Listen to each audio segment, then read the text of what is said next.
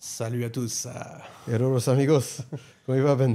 Très bien et toi? Ça va, ça va. Bon, on rentre direct dans le... On va rentrer dans le vif du sujet. Donc aujourd'hui, on va faire un podcast très simple. En fait, on voulait résumer ce qui revient souvent dans nos lives. Donc on fait des live sessions de la dernière minute. Hein. Des fois, on prévoit de le faire 24 heures à l'avance et des fois, on prévoit genre 30 minutes à l'avance. On se dit, bon, on fait un live et on lance Et le parfois, on live. prévient pas du tout. Et des fois, on prévient pas du tout. Donc voilà, c'est pour ça qu'il faut activer la cloche de notification, très importante, pour pouvoir nous regarder.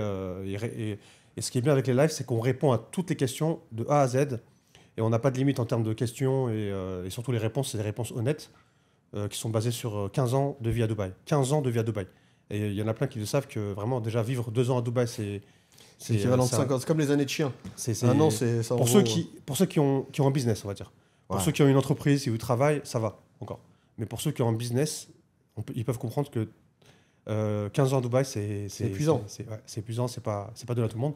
Vous avez de la chance d'avoir des gens qui sont là depuis 15 ans, à qui vous pouvez poser des questions de manière honnête et une réponse ultra honnête et ultra simple. Donc Yes. aujourd'hui, qu'est-ce qu'on va faire? On va faire un épisode de résumé des questions qui revient à chaque fois. T'as noté le commencement du podcast? C'est à quelle heure?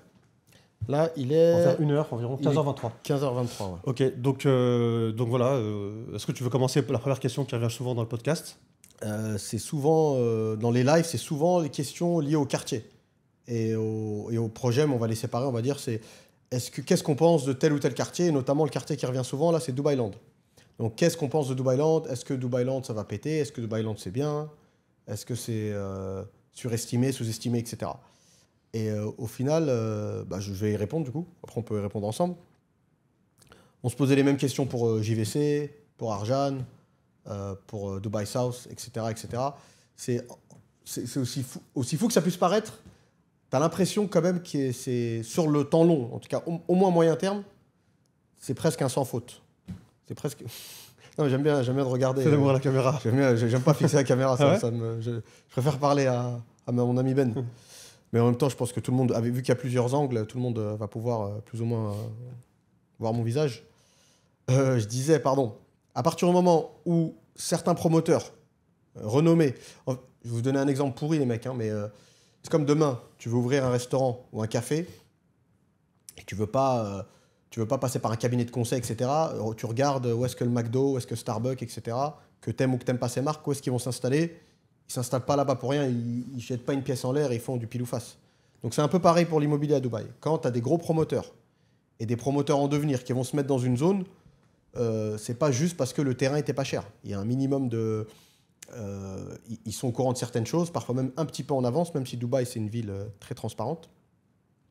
Mais ils sont informés au niveau des projets de voirie, etc. Quelles routes, quels grands accès vont passer par ce quartier, etc. Pareil pour les transports en commun. Donc tout ça mis bout à bout, ils savent très bien que c'est juste une question de temps avant que ça prenne. C'est pas parce que le terrain est pas cher, ils vont pas aller s'enterrer dans un endroit et vendre des trucs qui derrière ne se louent pas et après leur réputation se casse la gueule et les prochains projets, ils n'arriveront pas à vendre plus cher.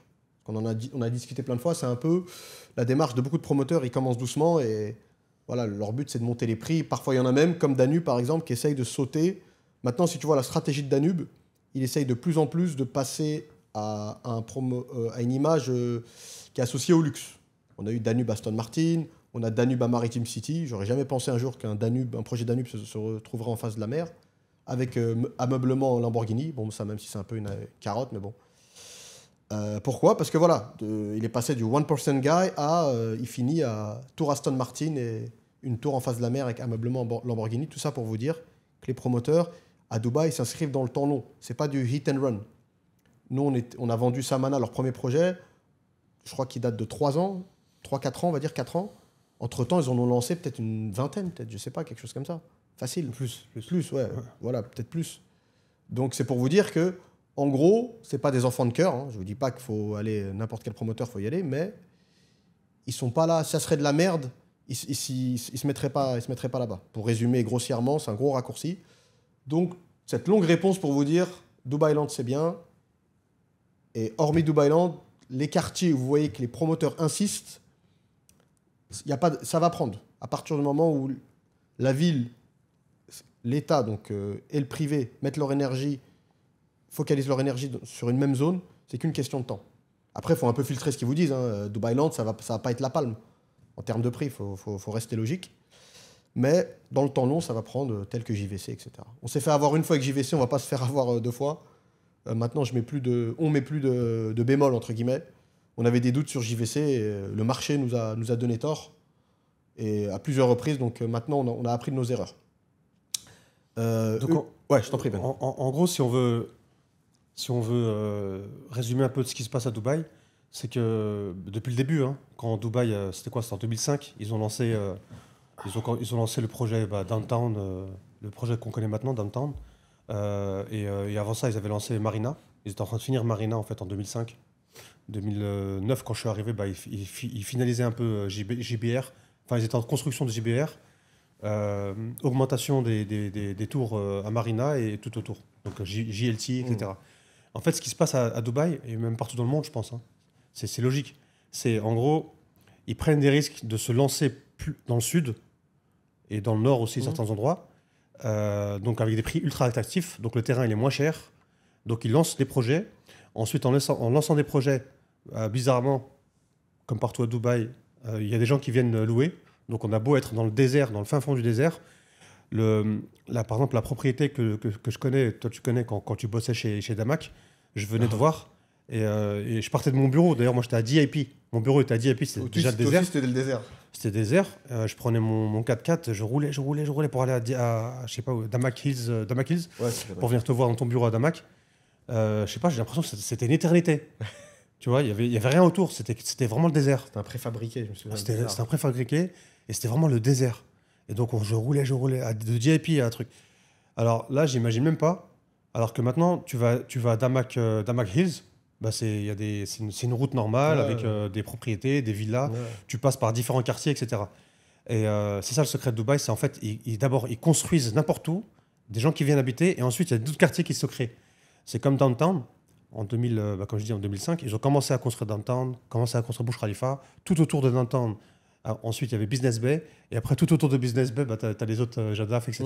Pour l'instant, Jadaf, pour les gens qui ne connaissent pas Jadaf, c'est là où il y a le Versace Hotel, par exemple. C'était le plus connu, c'était Versace Hotel il y a 5 ans. Mais avant ça, il y a 10 ans, il y avait une seule chose de connue à Jadaf, c'est quoi? C'est le Marriott Hotel, le Marriott Jadaf. T'avais que ça, il n'y avait rien d'autre. Il y avait Marriott Jadaf et il y avait Versace Hotel. Et encore, 10 ans, il n'y avait pas Versace. Il est arrivé il y a au moins 5 ans, 6 ans. Et en fait, c'est prendre de risques, construire, et après, ça vient autour. Donc les gens qui veulent prendre plus de risques, parce qu'à la fin, c'est ça. L'investissement, il est proportionnel à la prise de risque. Donc si vous voulez prendre du risque, c'est aller vous mettre dans les zones comme, par exemple, qui est une zone en construction éternelle maintenant, c'est dans le Dubai South. Dubai Land, etc. Donc, c'est lancement là-bas, lancer les projets, etc. Intéressant. Il n'y a pas beaucoup de construction pour l'instant et ça vient à grands pas. Donc, c'est ça, en fait. C'est là où tu fais des plus-values. Par contre, il faut être patient. C'est pas comme parce qu'à Dubaï, c'est vrai que tout va vite, ok, mais des fois, ça prend du temps. Et c'est ça qui se passe. C'est vraiment prise de risque, construction là où il n'y a rien, désert. Et ensuite, c'est construction de l'agglomération tout autour, et après investissement des autres promoteurs plus connus qui viennent. Et c'est ce qui s'est passé à JVC. Et ouais, JVC, Samana est arrivé, etc. Il y avait l'hôpital qui est en construction. Arjan. Ouais. Samana, ils se sont lancés, hôpital en construction, et maintenant tu as Ellington qui est venu, tu as des grands promoteurs de classe. Donc c'est vraiment intéressant. Hein. C'est vraiment intéressant pour ceux qui commencent à vraiment connaître le marché. Pas seulement en termes d'investissement, mais c'est aussi en termes de savoir comment ça se passe. Tu vois. Et si tu arrives à trouver le nouveau quartier, tu te places 3-4 ans avant, parce que c'est ça que ça prend 3-4 ans, et bien là, tu as gagné. Tu es gagnant. De ouf, clairement. Clairement, et en fait, la force de Dubaï, quand tu fais du business, c'est un défaut, mais au final, quand tu es un investisseur immobilier, c'est une force, clairement. C'est la puissance entrepreneuriale de Dubaï. Parce qu'en vrai, tu prends n'importe quel pays. Je suis sûr que tu vas en France, qui est considéré comme un pays cher, hein, l'immobilier, à Paris, le mètre carré, où tu prends sur la Côte d'Azur, je pense qu'on est facile dans le top 10 mondial. Ok. Et tu peux prendre la France, tu peux prendre plein d'autres pays. Tu peux trouver des choses qui vont te coûter 5 fois moins cher que dans une grande ville, mais il va falloir que tu t'isoles. Mais le problème, en France, quand tu t'isoles vraiment. C'est-à-dire, il y a un supermarché à 30 bornes qui ferme à 18h, une poste qui ferme à 17h et qui est fermée tout le week-end. Bon, bref, il n'y a pas d'école, il n'y a pas de bassin d'emploi, il n'y a rien. Donc forcément, c'est pour ça que ça coûte moins cher, parce qu'il n'y a rien autour. Dubaï, c'est la force entrepreneuriale. C'est-à-dire, Dubaï, t'achètes dans un coin mort, tu vas avoir des entrepreneurs qui vont venir faire du retail. Et c'est comme ça que la valeur de ton bien va prendre, et c'est comme ça que les gens ils vont vouloir déménager. Quelqu'un même qui a un plus petit budget, il va se dire, vas-y, moi je ne peux pas me permettre d'habiter à Business Bay, je vais aller habiter à Dubai Land, je vais aller habiter derrière Silicon Oasis. Mais il va quand même choisir une tour où en bas, tu as une petite supérette au moins, un supermarché pas trop loin, tu vas toujours avoir un pressing, un café, un petit resto, un truc de karak, une cafétéria. La force de Dubaï, c'est que tu n'es jamais isolé très longtemps. C'est juste une question de temps et parfois ça va à une vitesse. La dernière fois que j'avais été avec Ben, bon ça date d'1 an je crois, déjà maintenant on a été à DIP. DIP ça s'est transformé en 13e arrondissement de Paris ou Chinatown. Les Chinois ils ont pas rigolé, ils ont pris tous les retails. Et t'as tout maintenant, t'as tout. Tu peux habiter. Ben il y a habité une période où c'était vraiment pour le coup, t'étais isolé, tu te sentais isolé. Si c'était pas pour le travail, ben t'avais pas vraiment de raison d'être là-bas. Maintenant, il y a pratiquement plus de quartiers de Dubaï où tu peux rester... Oh non, ouais. Presque, pardon, tous les quartiers de Dubaï te permettent maintenant de rester... Allez, plusieurs jours d'affilée sans sortir de ton quartier. Et ça, c'est une grande force. Et ça, je pense que c'est lié à la mentalité et à la force entrepreneuriale de Dubaï, parce que c'est pas l'État qui gère ça. C'est que demain, t'as du retail, il y a quelqu'un qui va venir le prendre. T'as pas de retail vide à Dubaï, ça n'existe pas. T'as pas de retail vide. T'as du changement, voilà, ça c'est clair et net, mais t'as un turnover de fou. Nous, on est très souvent dans le quartier de Jumeirah. Jumeirah, c'est un des quartiers où il y a le plus de cannibalisation. Tous les 3-4 villas, tu as un café qui sont plus stylés les uns que les autres. Ils ferment, mais dans le mois, il y en a un autre qui ouvre. Donc ça en dit long, tu vois. Je pense pas que toutes les villes aient cette dynamique comme ça. Tac, tac, ça va vite. Donc tu seras jamais isolé à Dubaï dans un quartier au fin fond du désert et tu n'auras rien autour de toi. En tout cas, ouais. pour plus que 3 ans.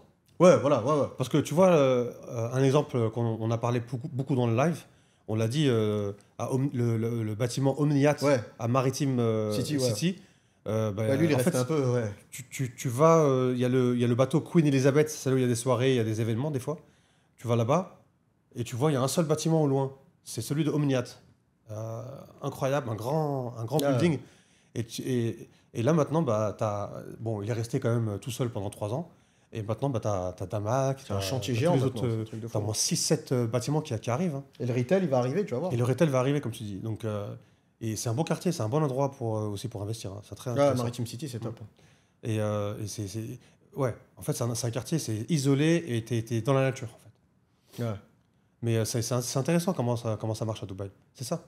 Donc après, il faut être visionnaire, en fait. Ouais, clairement. Ou au moins, là, on dit, là. Là, c'est Dubaï Saf, Dubaï... Tu vois, nous, on croit beaucoup à... moi, je crois beaucoup à Dubaï Land pour les villas. Franchement, je pense que Dubaï Land, en villa, ça va vraiment cartonner. Et à chaque fois que je dis le mot cartonner, je pense à toi maintenant. Ça. Parce que Ben, à chaque fois, il imite... bon, bref. Il imite un mec du sentier. Et on va cartonner. Voilà. Attends, il parle comme ça aussi, comment il s'appelle Tami Kebash. On va cartonner. Et ça, c'est les actions qui cartonnent. Et du coup, qu'est-ce que je voulais te dire après, en vrai, hein, tout est possible. Franchement, en faisant ce podcast-là, et en faisant les lives, parfois, on se rend compte de la chance qu'on a, même si on a tendance à beaucoup se plaindre quand tu habites à Dubaï depuis longtemps. C'est vrai que tu as tendance à te plaindre. Mais c'est vrai qu'on a la chance qu'on a, c'est qu'on voit une ville se construire devant nous. Et ça, tu en as de moins en moins. Tu vois, et avec les générations qui avancent, il y aura de moins en moins de gens qui ont vu Paris se construire ou qui ont vu New York se construire. Il y en a peut-être même déjà plus, tu vois. Ils sont peut-être déjà morts, cette génération-là. Nous, on pourra dire, si un jour on a des enfants, Inch'Allah, on pourra leur dire qu'on a vu en partie Dubaï se construire. Et Dubaï, c'est pas une destination de niche. Maintenant, c'est devenu une destination mainstream. Donc, je pense que ça sera l'équivalent de Londres, Paris, machin. Donc, c'est quand même je trouve qu'on a eu de la chance, en fait, avec le recul.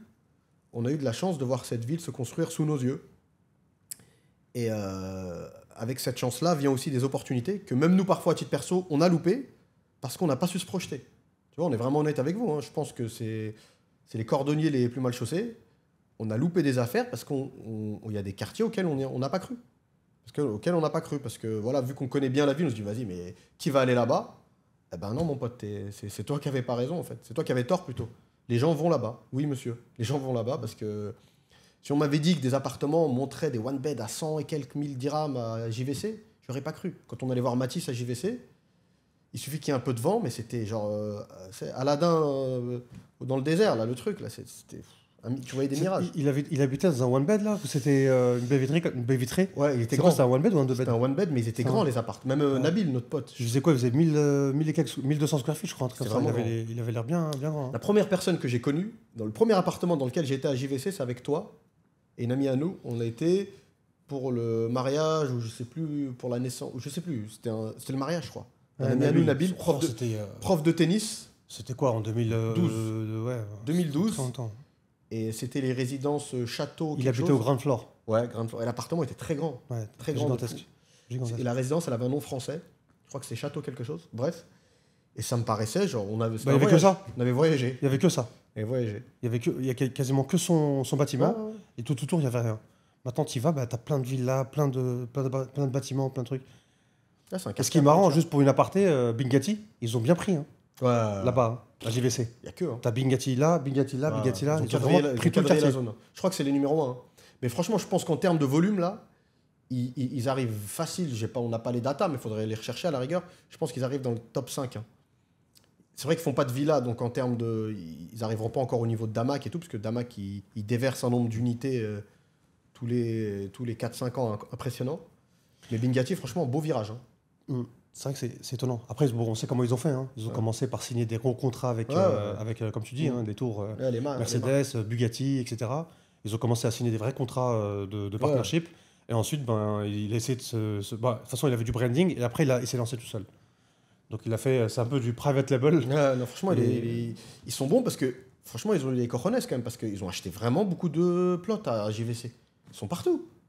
Franchement, la dernière fois, on y était. Là, je sais plus, on est parti voir quel immeuble. Et il y a eu un bouleversement total de design aussi. Ouais, ils ont eu raison d'ailleurs. Blanc et noir, ça passe beaucoup mieux que blanc et orange. Ouais.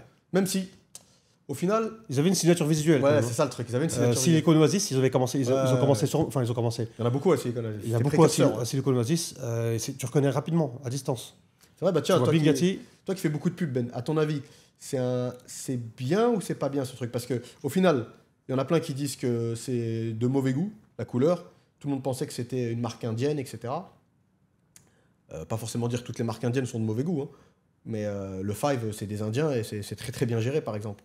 Mais à côté de ça, t'as pas besoin de lire le nom, tu sais, tu regardes, tu sais que c'est du Damac. Ils ont pas ça. Damac, si tu retires les grosses lettres allumées le soir, Damac au-dessus des hôtels appartements de Business Bay ou Downtown, Damac Maison, tout ça. Je sais pas si c'est du Damac ou ça peut être. En fait, le truc avec Damac, c'est chaque construction, ils ont lancé une structure, une société. Avec des investisseurs différents. Donc vraiment, Damac, c'est autre chose. C'est un autre niveau. Mais tu penses que Bingati, ils ont bien fait? Bingati, je pense que oui. Moi, je vois pas en fait l'intérêt d'avoir chaque bâtiment qui se ressemble. En termes de saving, les coûts de saving pour le design du bâtiment. Parce qu'en fait, qui dit changer le design, dit changer aussi la disposition de l'intérieur. Donc tout ce qui est clim, maintenance, électricité, etc. Donc en fait, le fait d'avoir un design, ça coûte vraiment pas cher. Je sais pas comment ils peuvent économiser. Hein. Je les connais pas trop en construction.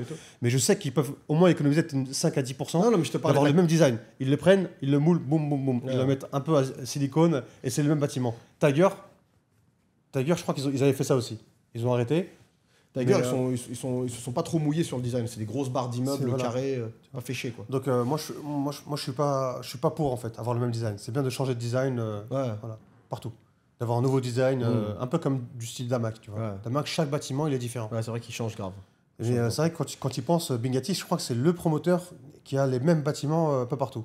C'est vrai que sa signature, elle est vraiment... Si tu as l'œil, parce qu'après, il n'y en a pas beaucoup, mais Omniat, tu peux regarder là, tu reconnais la griffe Omniat. Tu regardes le Lana, tu regardes le The One, là, à la palme, tu reconnais la patte. Imar, tu peux reconnaître un peu... Ouais, si, Imar, tu peux reconnaître quand même. Mine de rien, tu peux reconnaître. Ouais. Mais en tout cas, pour revenir à ce qu'on disait, la question de départ, ne serait-ce que la première question qui... Après, on est resté longtemps sur cette question, parce que franchement, on va pas se mentir, non, mais de toute façon, ça représente 60% des questions Qu'est-ce que vous pensez de ce projet ou qu'est-ce que vous pensez de ce quartier? C'est Et souvent ça. là, ce qui est intéressant, c'est qu'on donne de la valeur, non seulement sur cette question, mais sur plein de questions qui peuvent surgir de celle-là. Mm. Donc c'est ça qui est intéressant. C'est que franchement, les mecs, Dubaï. Et après, la chose la plus importante aussi, c'est, je pense, avant d'acheter, j'imagine que les gens le font, mais il faut peut-être le faire plus en profondeur.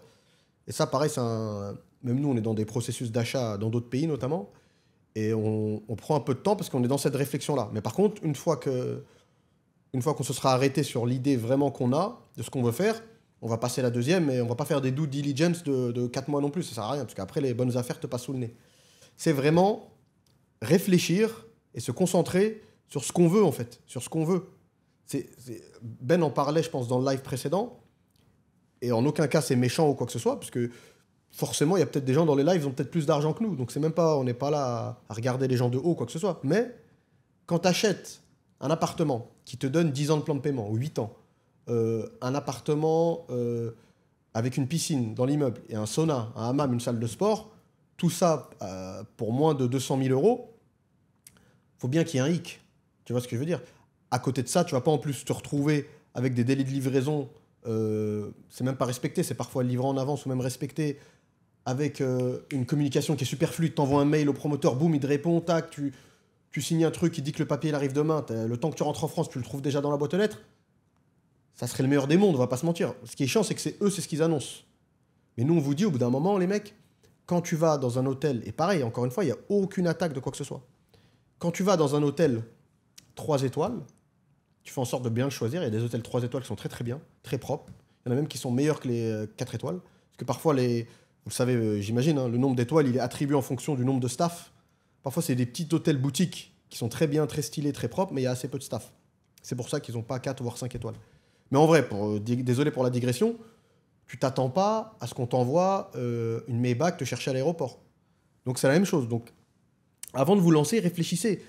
Ceux qui arrivent à leur budget max, ça veut dire ceux qui étirent leur budget au maximum. Le gars, il a 180 000, 170 000, 200 000 euros. C'est le maximum qu'il puisse faire, c'est déjà très très bien. Dans ces cas-là, il n'y a pas de problème. Lui, si tu veux, la question elle est vite répondue. Tu as quelques promoteurs et tu as quelques quartiers. Ça se compte sur les doigts d'une main. Mais la personne qui a, je sais pas moi, au moins 500 000 euros, mais je sais pas pour X ou Y raison, il veut partir sur des promoteurs plus entrée de gamme qui se lancent notamment sur des nouveaux quartiers, etc. Cette personne-là, pour le coup, derrière, elle peut vraiment pas se plaindre des petits couacs qu'il va y avoir dans la communication, dans certains papiers qui tardent à arriver, dans certains reçus qui tardent à arriver. Pourquoi? Parce que si tu veux que ce soit carré à 100%, bah, pars sur Hachette Imar. Hachette Miras, je peux t'assurer que tu achètes Imar, tu signes, tu passes encore quelques jours à Dubaï, le temps que tu arrives, ton SPA sera chez toi. Voilà. Mais c'est 500 000 euros. Donc c'est juste vous, où est-ce que vous vous placez en fait dans l'échelle? Où est-ce que vous vous placez? C'est tout les gars. Et comme a dit Ben, y a pas c'est pas une honte ou quoi que ce soit. C'est pas genre parce que tu as que 200 000 euros, 180 000 euros, tu fermes ta gueule et on t'envoie les papiers dans 8 mois. C'est pas ça. Mais des petits problèmes peuvent arriver. Nous, on est là pour ça. Quand ils arrivent, on fait notre maximum. Ça vaut toujours le coup d'acheter. Hein. Mais parfois, il faut être un petit peu plus flexible parce que c'est le budget qui veut ça, en fait, malheureusement. Une autre question qui revient souvent, je vais te la poser, Ben. Attends, je vais aussi dire par rapport au... En fait, tu as répondu sur ce que j'avais dit par rapport au... J'avais dit dans le live dernier, c'est le live d'hier, enfin de 2 jours, avant-hier, j'avais dit qu'il y avait 6 promoteurs qui étaient comme ça, comme ce que tu viens de dire. Là. En gros, ils construisent. Est-ce que c'est en temps en heure? Non. Mais en tout cas, le produit, il est fini après et tu peux le louer. Généralement, c'est ça. C'est pour ça qu'on investit. On investit pour qu'il soit construit et qu'il soit louable. Ouais. Et à un bon prix. Si possible, faire 10% ou peut-être 15%. Mais après, ça dépend si on fait long terme ou court terme. Pour info, décembre, janvier, février, tu peux taper à la nuque. À la nuque. Et après, tu peux.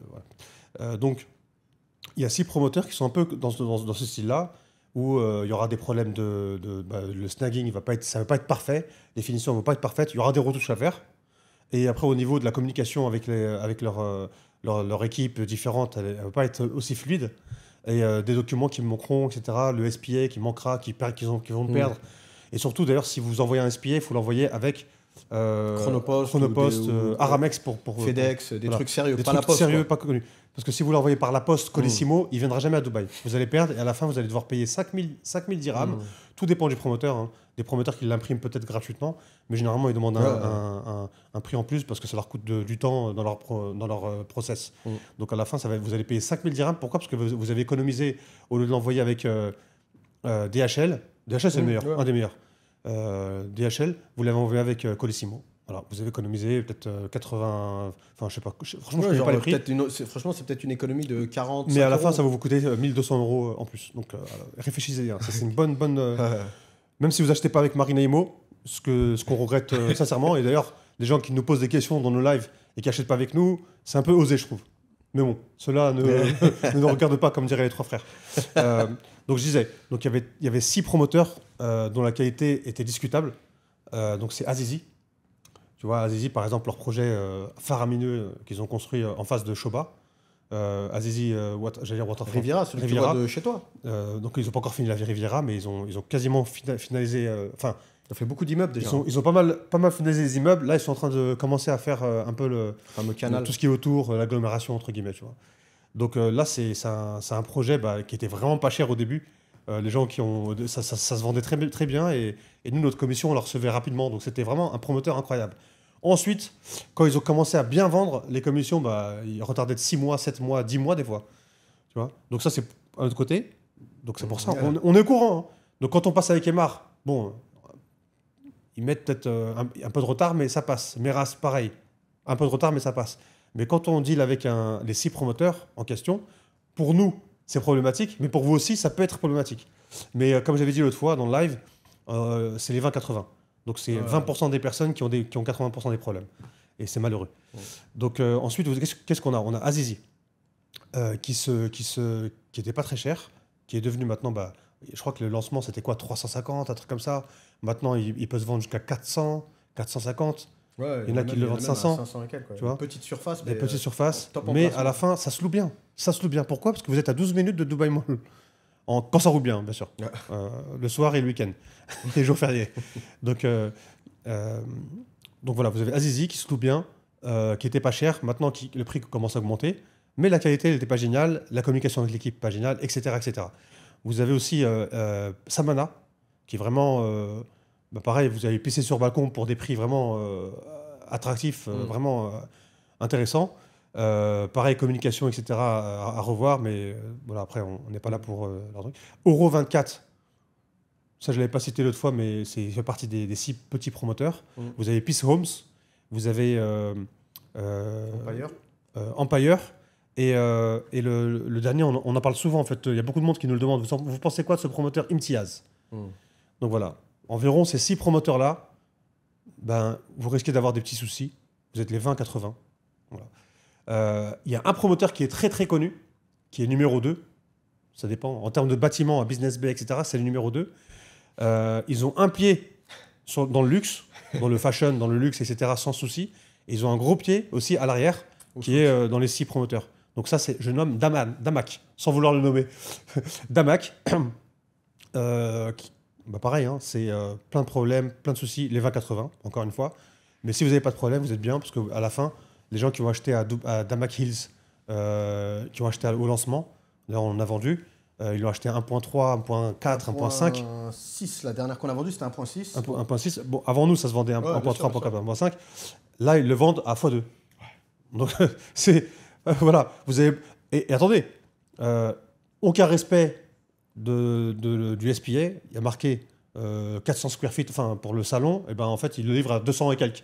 Mais x2. Donc, à la fin, c'est ça qu'il faut considérer. C'est tout c'est un package de plus et de moins. À vous de décider, à vous de juger qui est le faible. Non, mais c'est ça, c'est pour ça. C'est intéressant quand même. C'est super intéressant, c'est l'attente en fait. Tu dis, est-ce que... Ouais, c'est l'attente. C'est l'attente et le risque en fait. Ouais, tu sais, la personne qui a acheté 3-4 appartements à Damac Hills, et en plus à l'époque à Damac Hills, tu disais, ouais, mais attends, il n'y a rien à côté, c'est le désert et je t'en passe. Voilà, x2. Ouais, et tous les influenceurs, ils sont où à Damac Hills? Ouais. Et c'est... t'as des... même, franchement, moi, le quartier qui m'a le plus étonné, c'est même pas Damac Hills, tu m'en avais parlé. et j'ai été plus tard que toi. Toi, tu avais été, tu m'as dit franchement, vas-y, tu vas kiffer. Et je me souviens, je voulais même pas le vendre. Tu vois, parce que en manière générale, c'est toujours plus appréciable de vendre ce qu'on aime. Mais après, il faut pas tomber dans un cliché, parce qu'on l'a dit plein de fois, chaque profil est différent. Un promoteur qui peut être bien pour Ben n'est pas forcément bien pour moi, etc. Il y a des gens, et ce compte sur les doigts d'une main, il y en a, c'est vraiment des investisseurs. C'est-à-dire le gars, il a la mentalité pour aller à International City, il achète 4 étages, les appartements, ils tombent en ruine, il s'en fout. Il sait qu'il va louer à des bachelors, ça veut dire des travailleurs pakistanais, indiens, népalais, qui n'ont pas plusieurs options d'expatriation. Le mec, il se dit pas, attends, je me fais 2 ans à Dubaï, après je pars 1 an à Bali, 3 ans à Marrakech. Non, lui, c'est Dubaï, c'est son plan A, B, C, D. Donc il y en a, ils recherchent cette sécurité-là, tu vois. Mais il y en a, ils achètent avec le cœur, il y en a, ils veulent le Dubaï Instagram, ils veulent le Dubaï de la carte postale. Bref. Times Square. Times Square, c'est un quartier sur lequel je n'avais jamais misé, j'y croyais pas, de loin, je le voyais de loin quand j'allais à Dama Kills. On aurait dit une caserne de... Comment on appelle ça? Caserne de pompiers bizarre ou un truc, limite une prison, les couleurs choisies et tout. Je savais même pas que c'était un subsidiary de Imar. C'est Eagle Hills, là, un truc comme ça. C'est les mêmes d'ailleurs qui font Mariam Island. Et franchement, tu vas là-bas, t'as plus envie d'en sortir. T'es bien. T'en as rien à foutre. On te donne rendez-vous à Downtown pour aller manger. Tu dis non, non, non, non, non. Je dépasse pas Motor City, moi. Donc c'est pour ça, aussi fou, encore une fois, aussi fou que ça puisse paraître, mais en vrai, c'est pas fou, parce que quand tu regardes bien, regarde toutes les villes. Tu regardes toutes les villes du monde. Paris, c'est... On va prendre Paris, allez. Peut-être qu'il y en a, ils sont pas parisiens, désolé. Mais Paris, quand tu habites dans un quartier, tu vas pas sur les Champs-Élysées ou au Trocadéro tous les jours. Tu vas jamais, même presque, tu vois. Demande à un Parisien, il va combien de fois en bas de la Tour Eiffel? Mais la plupart du temps, il y va pas. Tu vas autour, c'est que des touristes ou des mecs qui viennent se bourrer la gueule le soir, ou des mecs qui veulent draguer des touristes, ou je sais pas, mais il n'y a pas... Ou des gens qui travaillent dans les brasseries à côté, tu vois ce que je veux dire? Tu habites dans le 11e, tu traînes très, très souvent, la probabilité c'est que tu vas rester dans ton quartier. Et pareil, il y en a plein, ils nous parlaient downtown, machin. Pourquoi pas? J'ai envie de te dire. Mais une fois que tu habites dans ton quartier, tu sors pas des masses. Hein. Tu restes dans ta zone en fait. Comme toutes les villes au monde, tu traverses pas le mec. J'imagine le mec qui habite à Barcelone ou New York, tous les week-ends, il traverse pas la ville. Peut-être tu vas le faire quand tu es excité, tu viens d'arriver, tu es nouveau. Et après, au bout d'un moment... C'est vrai que c'est incroyable ça quand même. C'est un phénomène, c'est seulement à Dubaï en fait. C'est à Dubaï que ça se passe. Ouais. Parce que les gens en fait ils veulent tous, ouais, moi je veux habiter à côté du centre et tout. C'est quoi? Parce que en fait, quand tu regardes bien, c'était une ville compacte. Hein. C'est là la force de Dubaï, qu'on aime ou qu'on n'aime pas, encore une fois, c'est qu'ils ont réussi à te compacter. C'était pas loin en fait, c'était pas loin. Tu regardes bien, tu regardes la distance. Avant, bon, parce que maintenant avec les embouteillages, ça a changé. Hein. C'est Inception, c'est un autre monde là. Mais avant, tu passais de Downtown, donc qui est la ville, hein, Downtown JFC, quartier financier. Quand ça roule bien quartier financier pour aller à la plage, donc Jumeirah One, du côté de la mer, en vrai, quand ça roule bien, tu mets moins de 15 minutes. Ça roule bien et tu as un peu de chance, tu te manges les feux verts, parce que Dubaï, les feux rouges, c'est au moins 5 minutes. Et ressenti, c'est 20 minutes. Tu as l'impression que tu es resté 3 plombes. Et ils ont réussi à te concentrer. C'est comme si tu avais concentré Miami et Manhattan. Ils ont pris un compas, ils ont fait un petit cercle et voilà. Mais pareil, Ben, il le disait au début, il l'avait dit dans d'autres podcasts, comme toutes les villes du monde, ils ont commencé par le littoral. Hop, et ils reculent. Ils vont reculer de plus en plus. Et ça sera... Je pense que tout ce qui va être en bord de mer, ça va devenir hors de prix, comme toutes les villes. Hein. Mais tu pourras toujours acheter, faire des bonnes affaires sur les terres. Et la plupart des gens se logent sur les terres. Dans plein de villes de France, Côte d'Azur, beaucoup d'appartes sur le front de mer, ils sont vides toute l'année. Hein.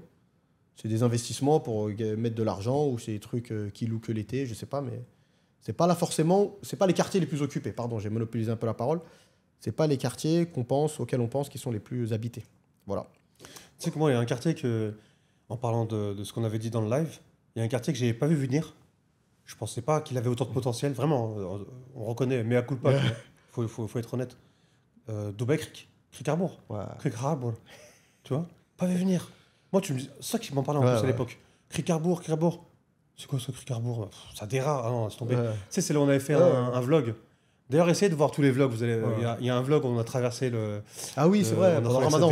Ouais, pendant le Ramadan, on a traversé. C'était un dirham, je crois. Ouais, exactement. Un dirham, tu traverses en bateau tout Dera. Enfin, la crique, là. La crique, quoi. Et Creek Harbour, bah, c'est ça. C'est vraiment étonnant. Hein. Creek Harbour, quand il pense, c'est Maintenant, Tu te on souviens rigole, tu vois. Tu te souviens, on faisait la route, on faisait le trajet quand on Il y a- habitait à International City. J'aimerais bien, en fait, je connais pas en fait le prix du one bed. Au lancement, Un des premiers, ouais, ah, lancement. ben moi, C'était je dans sais les pas. 700 dans les 900. Hein. Je sais Ouais, pas, ça devait mais être 900. c'était Vraiment, pas cher. c'est ça le prix, c'est 900, un truc comme ça. Parce que c'est bon, ça reste. Parce qu'ils l'ont lancé après Beachfront ou avant. Avant, T'imagines ils l'ont lancé avant. Ça fait longtemps qu'ils essaient Ouais, de lancer ouais. Crick Harbour, personne n'en voulait. Pourquoi? Parce qu'ils étaient trop loin et tout. Alors qu'est-ce qu'ils ont fait? Ils ont lancé la tour, Ouais, le Crick marketing, Tower. la Crick Horizon, je crois. Ah, c'est Horizon, je pensais que Je sais c'était plus Crick comment Tower. Crick, Ouais, bon, Crick Tower, ouais, ouais. c'est Crick Tower. Ils ont lancé la Crick Tower. Ils disaient que c'était la tour plus grande, 2 fois plus grande que Burj Khalifa, etc. Finalement, en termes d'ingénierie, c'est plus compliqué que ça Ça en a l'air. ça en a l'air. Donc ils sont un peu postpone le projet. Ils l'ont relancé officiellement et maintenant, bon, on ne sait pas ce que ça donne. Bon, bref. Et en fait, c'est comme ça qu'ils ont réussi. Ils ont mis un false flag qu'on va vous regardez, ça va être le future of now.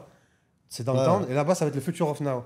Des gens qui ont cru, ils ont investi, et finalement, ils ne se sont pas fait avoir parce que finalement, fake it until you make it. Ah non, c'est top. Fake it until you make it. Et c'est ça, je crois, qui s'est passé vraiment. Ouais. Personne ne voulait ce quartier. Même moi, que je Crick Harbour, mais c'est quoi ce Crick Harbour? Je crois qu'on n'avait jamais été, je voulais pas y aller. En plus, j'habitais à Downtown, j'habitais un peu à Marina. Qu'est-ce que je vais faire à Crick Harbour? Et finalement, maintenant, tu y vas, c'est super relax, c'est super Pareil, t'as cool. pas envie d'en sortir. Et tu peux passer une semaine sans sortir du quartier. Une semaine sans sortir, plein d'endroits familiaux, un grand parc gigantesque. Tu peux te baigner dans la Crick Beach. Là. La Crick Beach. Avant, c'était gratuit pour les résidents, maintenant c'est payant. Avant, c'était gratuit pour. Après, avant, c'était 100 dirhams. Maintenant, c'est 200, 300 dirhams maintenant pour affiner. Ça finira à 500 cette histoire. En fait, ça augmente, tu vois. Ils savent gérer leur marketing. C'est un peu comme du trading, tu vois. Quand l'économie va bien, donc ils montent les prix, et quand l'économie baisse, ils baissent les prix. C'est Dubaï tout, de manière générale, ça. Ils sont très techniques à ce niveau. C'est vrai que c'est incroyable quand ils pensent. Hein. Un quartier qui est sorti de nulle part, comment ils l'ont fait? Eh ben, on avait dit dans le live, en fait, ils avaient lancé le quartier et personne ne voulait acheter. Bon, il y a toujours des acheteurs pour Emar, parce que les gens ils savent que Emar c'est qualitatif. Parce qu'en interne, ils ont un listing de fou. Hein. Donc, à mon avis, c'est tous les Pakistanais, tous les Indiens et les Chinois qui ont acheté. Et ensuite, les Européens, ils ont commencé à acheter. Pourquoi? Parce qu'ils se sont rendus compte que finalement, oui, il y a déjà une tour construite, deuxième, c'est classe. Les appartements, ils sont grands. C'est pas des petits appartements, tu vois. C'est quoi? C'est du 800 square feet, je crois, pour 900 square feet.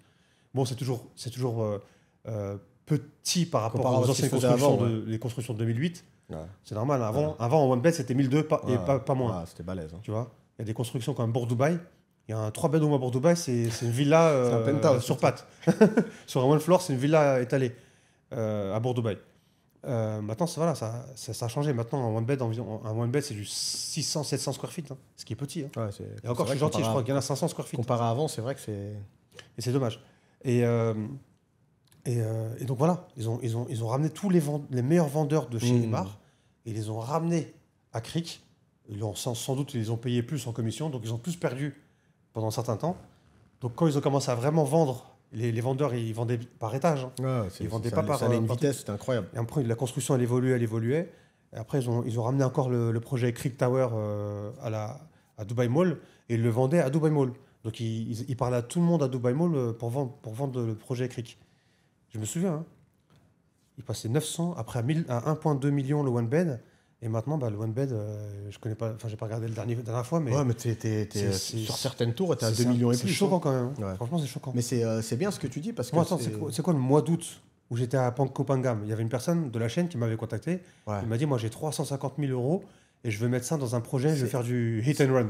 C'est été 2023. D'accord. Donc la personne, entre guillemets, elle avait 350 000 euros et il voulait acheter des flips. En fait, le flipping, c'est vendre rapidement. Donc je lui ai dit, écoute, prends 3 one bedroom à Crick, avec tes 350 000, tu mets 100 000 chacun, l'apport c'est 20%, et tu les revends d'ici peut-être 7 mois, 1 an, et tu vas faire au moins 30% de marge. Je me suis trompé, parce que c'était pas 30% de marge, c'était peut-être 60-70% de marge. Et qui pouvait le savoir? Personne. Même moi, quand je l'ai dit, j'étais pas approximatif, j'ai bien prévenu, j'ai dit, tu risques de faire 30%, tu risques de faire plus, peut-être moins. Mais en tout cas, ça va marcher parce que c'est vraiment le projet qui boom en ce moment.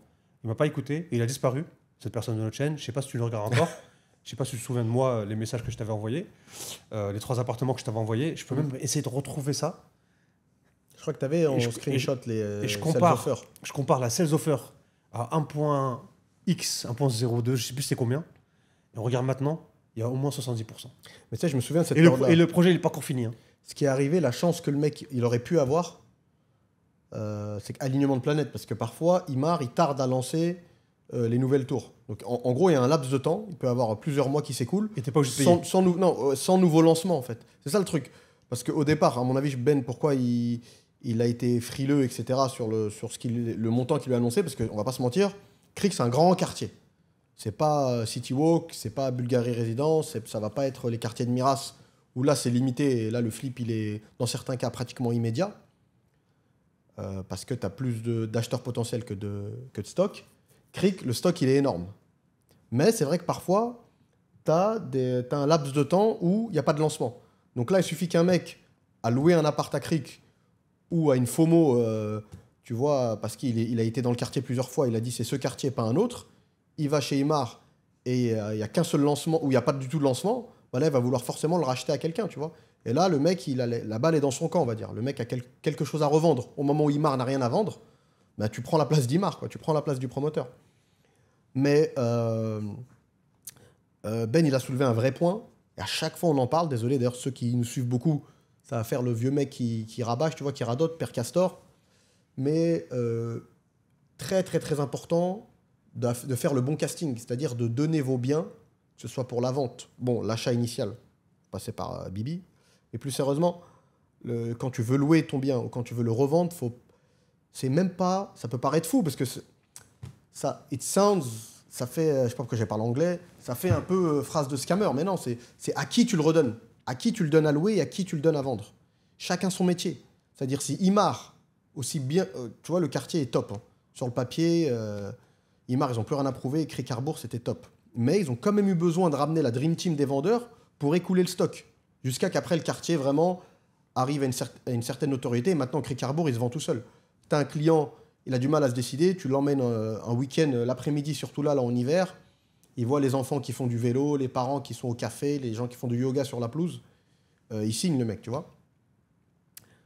Mais avant, c'était pas ça, hein, comme on l'a expliqué tout à l'heure. Donc encore une fois, la partie humaine est très très très importante. T'as beau avoir, c'est comme si t'as une Ferrari à vendre, édition limitée, une sur 5 on va dire, et tu vas voir un garagiste d'un vieux coin perdu. Ça va pas le faire. Faut le bon casting pour le bon bien. Et c'est même pas tant les agences les plus connues. Parce que je reprends ma métaphore là, de la Ferrari. Tu peux avoir une chaîne de garages, mais qui ne sont pas spécialisés dans le luxe. Ta Ferrari va rien en faire. Et vice-versa. Tu vas chez Sotheby's, tu veux vendre un tableau d'un artiste tout pourri, ils ne vont pas pouvoir te le vendre, malgré le réseau incroyable de galeries d'art qu'ils ont, tu vois, et d'acheteurs, etc. Donc très très important, la partie humaine. Demain, vous achetez, vous voulez revendre plus ou moins rapidement, allez voir les agences qui sont spécialisées. Parfois, à Dubaï, tu as des agences qui sont spécialisées, des agences ou même des agents qui sont spécialisés dans un immeuble. Nous, à titre perso, c'est ce qu'on fait quand on veut faire des achats dans l'ancien. Vu qu'on a la tête, il n'y a que 24 heures dans une journée, le temps passe super vite à Dubaï. Parfois, on n'a même pas le temps, nous, à titre perso, de se concentrer sur... c'est un autre métier de dépenser son argent, de faire des investissements. Le gagner, c'est une chose, et l'investir, c'est tout autre chose. On peut être très bon dans l'un et très mauvais dans l'autre. Bref. Donc c'est bien de passer par les bonnes personnes. Et quand on veut acheter nous-mêmes, dans certains cas dans l'ancien, je me prends pas pour un malin, dans certains cas, bon, on est du métier, donc ça va, on arrive, moi je regarde les stats, on va sur DXB Interact, je regarde un peu l'historique, où est-ce que ça va, mais derrière, je passe quand même par un agent, ça va, on en connaît, il y en a certains, c'est des potes qui sont spécialisés. Là, j'en ai un qui me vient en tête, Adnan, je peux le citer, il ne travaille que sur 2 immeubles à la Marina, il ne fait que ça. C'est-à-dire il fait que ça, c'est-à-dire tu lui proposes quelque chose à JVC, à moins que vraiment il peut peut-être à la rigueur au cours l'envoyer via WhatsApp à des clients, why not, tu vois, il jette une bouteille à la mer, mais le mec, son métier, c'est ses 2 tours à la Marina. On a notre ami Amar qui fait la pluie et le beau temps dans un immeuble de bureau à Business Bay. Pareil, il ne fait que ça. Le mec, il veut rien savoir, voilà, il travaille que sur des bureaux et c'est un risque, hein, mais au final. Quand tu pousses bien, il est au top de sa niche, là. Il fait la pluie et le beau temps dans l'immeuble. Tout ce qui se vend, tout ce qui se loue, limite, ça passe par lui, les gars. C'est Vito Corleone, tu vois. Donc très très important, passer par les bonnes personnes. Tout peut se vendre, tout peut se louer, passer par les bonnes personnes. Si vous achetez chez nous et derrière, vous passez par la mauvaise agence pour louer, vous allez avoir votre jugement, il va être faussé. C'est pas pour se couvrir, ouais, pour pas que vous nous disiez Marina Imo nous a vendu de la merde, c'est pas ça. On est sûr de ce qu'on vend pour le coup. Mais si tu veux penser qu'on t'a vendu de la merde, au moins, mets toutes les chances de ton côté, passe par la bonne agence, mets ton appartement au bon prix, et derrière, si tu loues pas, là, tu peux dire qu'on t'a vendu des cacahuètes. Mais avant ça, non. Donc, partie humaine très importante. Une autre question qui revient souvent, franchement, je ne vais pas dire qu'on a tout couvert, parce que ce serait mentir, mais la dernière fois, on nous a posé les 99 ans. Je te laisse y aller, Ben. Non, c'est vrai qu'il y a beaucoup, il y a beaucoup de questions là. Non, je sais, mais quand tu regardes bien, moi j'ai l'impression, c'est une impression, tu peux corriger-moi si je me trompe, dans les lives, hormis les questions annexes un peu marrantes quand ça rigole, quand on dévie un peu, ce qui est agréable d'ailleurs dans le live. Hein. Même nous, ça nous fait du bien, parce que parler IMO tout le temps, au bout d'un moment, ta tête, elle va péter. Mais c'est souvent, vous pensez quoi? En gros, ils veulent notre avis perso, vu que maintenant on a créé une communauté, ils sentent qu'on leur ment pas, donc c'est comme s'ils demandaient à des potes, qu'est-ce que tu penses de ce quartier-là? N'essaye pas de me le vendre, genre toi, Abdel, vous, Abdel et Ben, qu'est-ce que vous pensez? Est-ce que vous achèteriez là-bas, etc., etc. Même si dans un vlog, je l'ai dit. Ça, je sais que c'est une phrase que moi, on me l'a dit des centaines de fois. Fais comme si c'était pour toi. Tu vois? Mais franchement, je pense pas que ce soit une phrase qu'il faille dire à un agent, parce que ce qui est bon pour l'agent n'est pas forcément bon pour toi. Et moi, la vision de Dubaï que j'ai après X années, ça va pas être la même vision que toi, tu vas avoir, tu vois? Toi, justement, tu vas avoir la vision... Tu veux t'approcher au maximum peut-être de là où ça bouge. Moi, au contraire, je veux m'écarter. Moins je vois de gens, mieux je me porte. Et tu vois, donc forcément, ça crée un décalage. Donc, des fois, je me pose la question, je me dis, bon, je suis arrivé en 2009, il n'y avait pas grand-chose.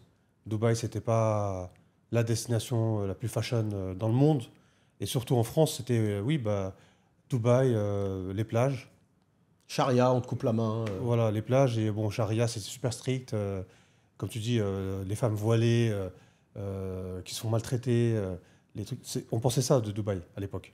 Tu vois. Les gens, Alors ouais. que les gens en France. Mhm. Et d'ailleurs, il y en a, jusqu'au jour d'aujourd'hui, ils nous posent la question. Enfin, Ouais, tu as quelqu'un, on va je dire, crois, t'as répondu à c'était quelqu'un au moins- dans les commentaires, je crois. c'était au moins, on va dire, il y a 2 ans, Ouais, ça avant revenait. avant les influenceurs, avant les Marseillais. C'est-à-dire, ils ont beaucoup aidé Dubaï. Hein. Je ne sais pas s'ils les ont payés ou pas. Mm. Mais en tout cas, ils ont beaucoup aidé Dubaï pour la France. Ça a été un bad buzz, mais Les un buzz influenceurs, quand même, ouais. ouais. Et donc, les gens, ils se posent la question, je dis, ouais, c'est super strict, est-ce que les femmes, elles sont tout le temps en voile, obligatoire, sinon, voilà, tu peux aller en prison pour rien, etc. C'était ça la réputation, hein, de Dubaï. Ouais, clairement. Et donc, à cette époque-là, Dubaï, c'était pas super sexy, c'était pas cher. Genre, en fait, les gens, ils venaient à Dubaï pour acheter un téléphone, ou tout ce qui est ordinateur, ça coûtait moins cher, bizarrement. Parce qu'il n'y a pas de taxe à l'époque. Vraiment zéro taxe. Donc pas de TVA, pas de rien. Zéro taxe. Et en fait, les gens, ils venaient à Dubaï aussi parce qu'ils passaient un peu de temps avant d'aller en Thaïlande. Avant d'aller peut-être à Bali. Je ne sais pas si ça existait Bali à cette époque-là déjà. Si. Il- Ouais, si, les gens, ils allaient précurseurs beaucoup de- à Bali, ouais. et Après, plus les Australiens, tu me diras et tout. Voilà. Français, peut-être un peu moins, ouais. Les Français, largement moins, hein, en tout cas. Les Français, ils ont commencé à connaître Bali peut-être il y a 5 ans. Hein. Avant ça... Non, t'avais des anciens, Ben. Si, t'avais des anciens. Je crois qu'avant, Bali, c'était une destination de mecs un peu qui prenaient des champignons, un peu hippies et tout. Parce que même Thierry Ardisson et tout, il y avait le mec là qui était en prison. D'ailleurs, Ardisson, il n'arrêtait pas d'en parler dans ses émissions. Michel Blanc, je crois. Bref, il était emprisonné à Bali, en Indonésie, à vie, je crois, il avait pris à perpète. Mais ouais, vas-y, pardon, je te laisse. Et donc, on se disait ça, c'est ça Dubaï en fait. C'est vraiment un coin où tu peux aller. Bon, les salaires, ils étaient à x2 de la France. Ouais. Bon, il n'y avait aucune stabilité, aucune retraite. Il n'y en a toujours pas d'ailleurs, stabilité ni retraite. Le jour où tu te fais virer, tu perds ton visa. Tu perds ton visa, tu ne peux plus travailler. Et tu ne peux plus travailler, tu ne peux plus rester à Dubaï. Tu gagnes plus d'argent, donc tu es obligé de rentrer. Voilà, pour résumer le truc.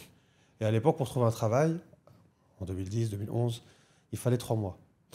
En 3 mois, tu mets ton CV. En 3 mois, tu peux trouver un travail en 2 mois, mais il faut 1 mois pour le visa. Process de faire le visa. Donc ça faisait 3 mois. Donc entre le temps où tu as postulé, le premier entretien, et ensuite le temps où tu es rentré dans la société, 3 mois. Et pendant ces 3 mois, tu n'as pas de salaire. À l'époque, c'était possible à faire. Maintenant, les gens qui se font virer, les gens qui dépensent, qui gagnent 45 000 dirhams, qui représentent peut-être 11 000 euros, environ 11 500 euros. Et maintenant, pour trouver un travail, avec la concurrence mondiale, moi je te parle à l'époque où Dubaï, il y avait 1,5 million de personnes, en 2009-2010. Là, maintenant, il y a environ 4 millions, 5 millions de personnes. Parce qu'il y en a beaucoup qui viennent, qui essayent, ils voient que c'est dur, il y en a qui partent. On est à on est à x3. Et ben, pour trouver un travail, si tu n'as pas une spécialisation, si tu n'as pas une valeur ajoutée incroyable à montrer à la société, et d'ailleurs, même si tu l'avais entre le temps où tu commences l'entretien et le moment où tu rentres dans la société, c'est plus 3 mois, c'est 4 à 5 mois. Le process pour les visas, il n'est pas si simple que ça. Il est très long, maintenant. Bon, après, ça change beaucoup parce que... tu m'as dit que l'autre fois, tu voulais faire t'avais un gars qui faisait un visa. Et le rendez-vous... Plus de place. Pendant 4 jours d'affilée, j'y allais. Et il n'y avait pas de place pour la pour le fingerprint, pour l'empreinte digitale. Il a fini à Sharjah. Il a dû aller le faire à Sharjah. Tous les centres où tu fais ton empreinte digitale, fully booked. Tu vois. Et il y en a beaucoup. Il y en a plein. Ils sont énormes. Il y en a beaucoup. Il y a aussi optometric test, Ouais. test pour les yeux. Donc voilà, là on parle de x3. Donc pour trouver un travail, avant c'était 3 mois, maintenant c'est peut-être à 5 mois, on va dire. Alors si tu as une spécialisation, ça peut être plus rapide. Exemple, directeur département IA. Tu viens, tu rentres dans une boîte à Dubaï, directeur département IA. Voilà, tac, tac, tac. Ouais, c'est avec un meilleur salaire. Niche. Directeur de construction, matériaux, marbre. Eh ben, la société qui cherche directeur, construction, matériaux, marbre. Alignement de planète. Tu vois. Par contre, tu viens, tu es commercial, tu es, large. Je sais pas, bon, responsable commercial, tu es arrivé, responsable commercial, ok, t'as des annonces, t'en as peut-être 1000, mais tu regardes les personnes qui postulent, t'en as 3 fois plus qu'avant. Et c'est ça. Et maintenant, c'est devenu vraiment l'endroit où tout le monde veut venir. Avant, personne ne voulait venir parce qu'ils pensaient que c'était trop strict. L'alcool, tu peux pas boire d'alcool. Parce qu'en fait, il y en a plein qui aiment bien sortir en boîte de nuit, boire de l'alcool, etc. Avant, c'était pas possible.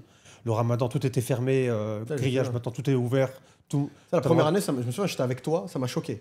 Parce qu'il ne l'avait pas forcément annoncé. Je suis venu te chercher, tu habitais à Adresse Marina. Et on est passé, donc il faut savoir qu'à Adresse Marina, tu as un accès directement au Marina Mall. Donc tu es descendu dans le lobby, on a marché. On arrivait par en haut, donc en haut, il n'y a que des boutiques de fringues, tu vois pas, mais dès que tu es en haut, tu prends l'escalator, de toute façon, on prenait l'escalator pour descendre, on avait vu sur le Starbucks, il y a Starbucks et Café Nero juste en face. Je vois, les deux, ils sont full. Je me dis, mais attends, qu'est-ce qui se passe? Tu as été voir ton pote, tu avais un pote, là, le serveur, là, qui te connaissait bien du Starbucks, et il a dit que non, cette année c'est ouvert pour tout le monde. Ça m'a vraiment choqué pour le coup. C'était vraiment, vraiment différent, parce que ça a cassé... Parce que l'ambiance du ramadan de Dubaï, elle était cool quand même. Il y avait une vraie cassure. Tu sentais que voilà, c'est le ramadan, c'est parti, on y est, machin, truc. Tu reprends tes habitudes de ramadan. Et ça un peu, je trouve que c'est un peu bousculé. Les nouveaux, ils s'en foutent puisqu'ils n'ont pas vu l'avant-après. Mais ça, pour moi, il y a vraiment eu un avant, un après. C'est vraiment choquant. Comme tu dis, avant, il y avait pas. En fait, la ville, elle se mettait à un rythme un peu au ralenti. Les malls, c'était calme, il n'y avait personne. Là, maintenant, c'est business as usual. Pour moi, j'ai trouvé ça un peu triste. Et bizarrement, même ceux qui ne sont pas musulmans, il y a des chrétiens, il y a des gens qui sont athées, ils nous l'ont dit. Ils nous l'ont dit, franchement, je préfère l'époque ramadan où tout était fermé, on sentait vraiment le ramadan. Il y avait une ambiance, il y avait un truc. C'est quelque chose, hein, c'était spécial, comme tu dis. Là, ils ont perdu un peu ça, malheureusement. Et pour reparler de l'époque, je me souviens que voilà, tu venais à Dubaï, tu faisais tes 2-3 ans et tu repartais en France ou n'importe où, tu montais un business parce que tu avais tellement mis d'argent de côté. Parce que avant, moi je dépensais un tiers, tu vois, et je vivais bien. Je vivais quasiment la même chose que je vis maintenant, sauf que maintenant, je dépense 3 fois plus. Tu penses? Ouais. Est-ce que tu penses pas, attends, j'ai une petite question, une virgule dans ton truc. Est-ce que tu penses pas c'est toi, avec l'âge, qui veut plus de confort? Si. Il y a ça aussi, je pense, qui joue. Hein. Parce que quand t'es jeune, t'es moins regardant sur les trucs. T'as la fougue, en plus, tu viens d'arriver. J'ai l'impression que ça a peut-être changé, vu que tu peux me dire ce que t'en penses avec les réseaux. T'as beaucoup de jeunes maintenant qui veulent une vie de luxe, machin. C'est un peu tout ce truc-là que nous, on n'a pas vu venir. Ça fait un peu vieux boomer de dire ça, mais c'est vrai. Quand je regarde, on n'est pas très vieux non plus, mais quand même. quand je regarde nous, quand on avait des 20 ans et tout, on n'était pas aussi branché business, aussi branché luxe. Tu voulais profiter de la vie, voyager. On a toujours aimé les voyages. T'en avais rien à foutre d'acheter une Richard Mille ou une Audemars Piguet. Je savais pas que ça existait. Tu vois, c'est un peu... Et justement, cette mentalité-là faisait que tu te sentais pas en concurrence. Bon, on pouvait déjà aimer les belles voitures et tout, mais la mentalité n'était pas pareille. Je me serais pas vu chercher un appart à Adresse, l'équivalent du Adresse Fontaineview, comme tous les petits jeunes qui débarquent. Bon, qui c'est un peu des étoiles filantes. Hein. Tu les vois quelques mois après, ils disparaissent, pour la plupart. Mais ça me serait pas venu à l'idée d'aller vivre à Adresse Fontaineview. Je sais pas, c'est... Quand t'es jeune, nous, en tout cas, à notre âge, on s'en foutait un peu quand on arrive à Dubaï. Tu voulais profiter, t'allais à JBR, t'étais content. T'allais à Paul, qui était en face du parking, là, c'était the place to be. Ouais, c'est ça. T'étais content. À l'époque, les gens qui voulaient montrer leur voiture et qui faisaient un vacarme incroyable, Ouais. avec des gros bruits et tout, c'était JBR. Champs-Élysées de Le là-bas. week-end, JBR, bah, tu restes coincé dans la route, mais en fait, tu es assis à la terrasse et tout le monde monte sa voiture. C'était C'est spécial. marrant un peu, hein. Il y avait que ça. Maintenant, t'as partout. Franchement, T'as JBR, mais t'as plein d'endroits maintenant comme ça. Le même style. Ouais. Et t'en as vraiment beaucoup. Hein. Ah, ça a perdu l'ambiance village qu'il y avait avant. Ouais, voilà, c'est ça. C'est une ambiance village. Et à l'époque, il y avait BBM. Blackberry, mais Ouais. BBM. Et genre, tu mettais, t'es à tel endroit et les gens, ils te rejoignent. Enfin, il y avait BMI. il y avait Mettais plus une BMI ambiance, sur ton BBM. il y avait plus une ambiance community Ouais. avec BBM. Tu vois, le monde était plus propre, plus proche. On dit Nokia connecting people, mais en fait, plus t'es connecté et plus t'es déconnecté de la vraie vie. Je me souviens à l'époque, Ouais. tu mettais BBM, personne ne mettait ouais, je suis à Mall of Emirates ou ah, ben moi aussi. Tu vois, maintenant, même si quelqu'un met sur Instagram Mall of Emirates, ben, t'en as rien à cirer. Je sais pas, tu le vois pas en fait. Parce que C'est l'algorithme, noyé dans un... parce que l'algorithme, il te montre pas la vérité. Il te montre 7%, voire à 3% de tes followers, tu vois. D'ailleurs, c'est pareil pour nous. Là, à l'époque où on est en train d'enregistrer ça, on a 3796. J'aime bien être, comment dire, Précis. précis. On a 3796 followers. Et ben, je pense que l'algorithme, il montre nos vidéos à peut-être à 10%.